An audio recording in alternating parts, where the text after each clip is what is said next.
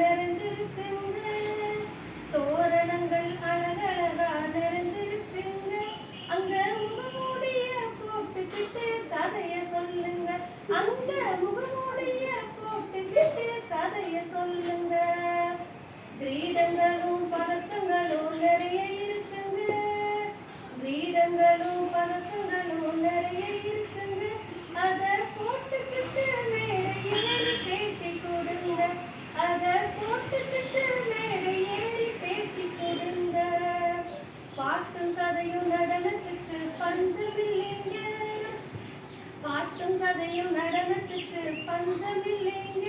அங்க பொம்மைகளும் நம்ம கூட போட்டி போடுங்க. அங்க